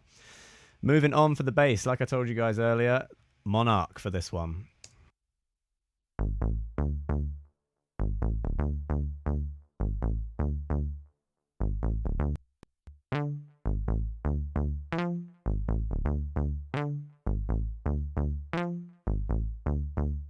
That makes me happy.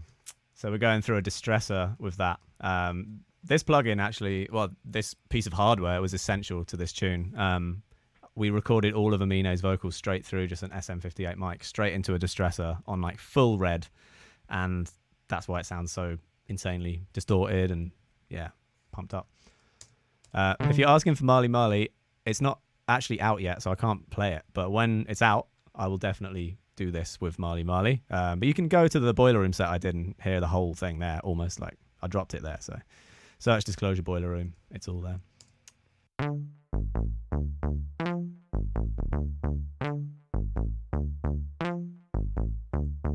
Yeah, so that's doing that. Got some EQ on there as well. And some Echo Boy, is that? Bit of delay.